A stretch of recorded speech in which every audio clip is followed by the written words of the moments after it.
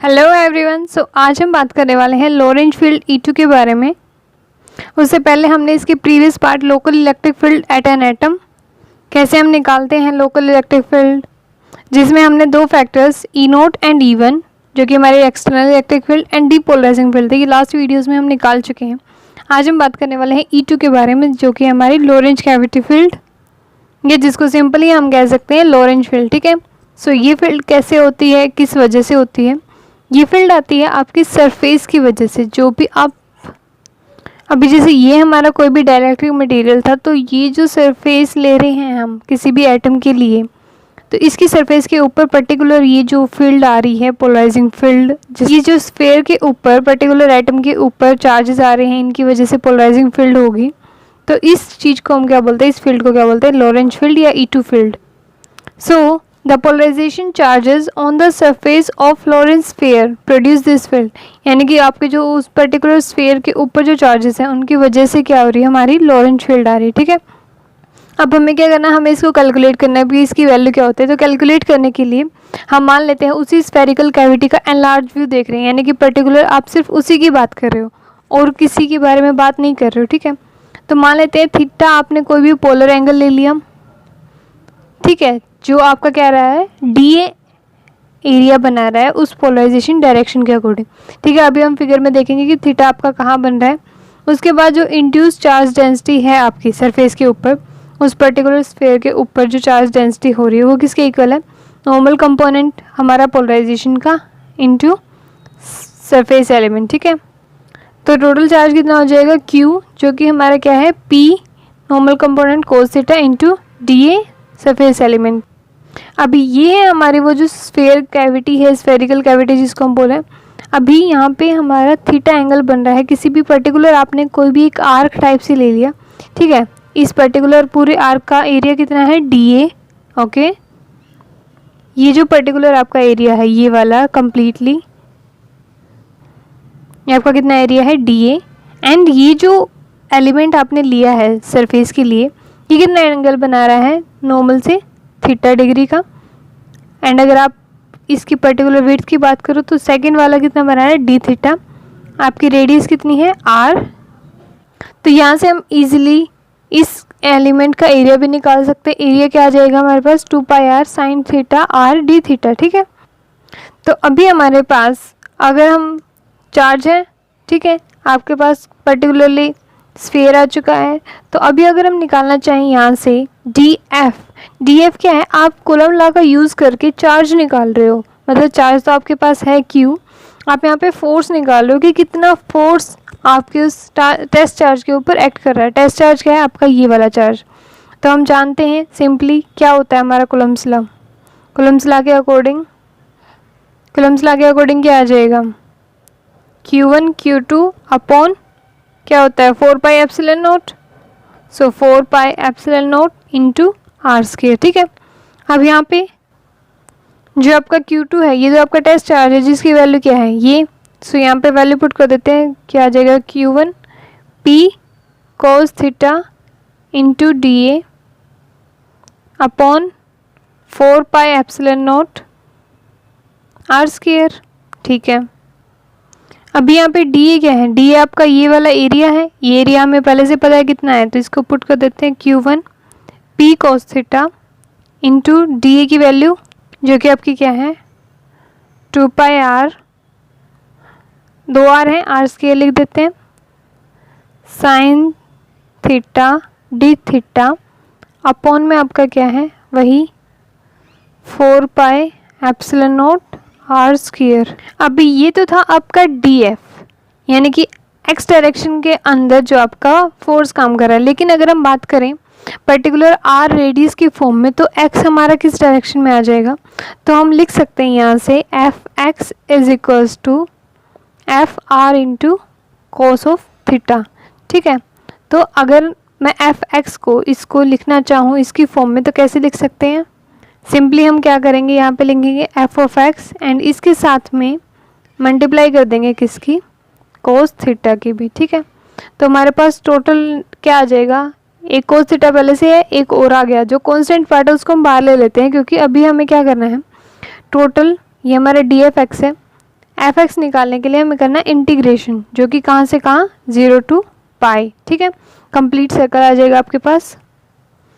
तो जो भी आपका एलिमेंट है ये सारे के सारे हम यहाँ पे लिखेंगे। तो कांस्टेंट पार्ट को हम अलग ले लेते हैं। अभी टोटल आपके पास जो डी एफ आया है उसकी वैल्यू ये है, ठीक है। अब हमें इंटीग्रेशन करना है एफ एक्स निकालने के लिए, जो कि आप क्या करोगे, 0 to पाई इंटीग्रेशन करोगे डी एफ एक्स को। अब 0 to पाई क्यों कर रहे हो आप, क्योंकि आपका जो ये स्फीयर था यहाँ पे आपने डी ए ये वाला एलिमेंट लिया है, सो यहाँ से यहाँ तक 0 to पाई में आपका कंप्लीटली कवर हो जाएगा, तो इसलिए हम इंटीग्रेशन कर रहे हैं 0 to पाई। सो अभी यहाँ पे इंटीग्रेशन के लिए हम क्या कर सकते हैं, एफ एक्स आपका किसके इक्वल हो जाएगा, जो कांस्टेंट पार्ट है उसको बाहर ले लेते हैं। 2 से ये कैंसिल हो गया, बचा 2, पाई से पाई कैंसिल हो चुका है, आर स्क्वायर से आर स्क्वायर, क्या बचा हमारे पास, Q P upon 2 epsilon naught, ये तो बाहर कांस्टेंट आ गया, ठीक है। कोस आपके 2 हैं तो क्या लिख सेंगे, कोस स्क्वायर थीटा बचा sine theta D theta 0 to पाई, ठीक है। सारे हो गए, ओके। सो अभी हम क्या करते हैं, अभी हम मानते हैं that z is equals to cos theta, ठीक है। इसको हम z पुट कर लेते हैं, फिर क्या आ जाएगा, डी जेड हमारे पास क्या आ जाएगा, minus sine theta D theta, हमें पता है कोस का डिफरेंशिएशन क्या होता है, माइनस साइन, ठीक है। तो अभी यहाँ पे कोस को हम पुट कर देंगे z, साइन थीटा की जगह पे क्या कर देंगे, साइन थीटा डी थीटा की जगह पे डी जेड, ठीक है। यहाँ पे नेगेटिव साइन नहीं है तो इसका नेगेटिव साइन यहाँ आ जाएगा, तो एफ एक्स हमारे पास क्या आ जाएगा, माइनस, इसको बाहर ले लेते हो, Q P upon 2 epsilon not, Z square है तो square into D Z, and limit क्या हो जाएंगी, जब आपका थीटा 0 है तो z की वैल्यू क्या आ जाएगी, 1, एंड जब आपका थीटा पाई है तो z की वैल्यू क्या आ जाएगी, -1, तो लिमिट आपकी क्या हो जाएंगी, +1 to -1, ठीक है।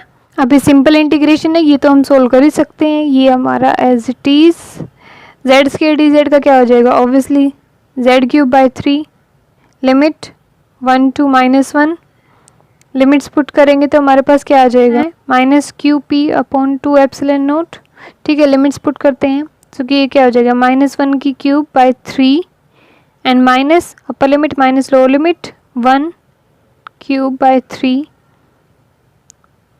सो ये क्या हो गया हमारे पास, -QP/2 एप्सिलॉन नॉट, ये क्या आ जाएगा, -1, नीचे डिनोमिनेटर सेम है, ये भी ओपन करके क्या आ जाएगा, -1,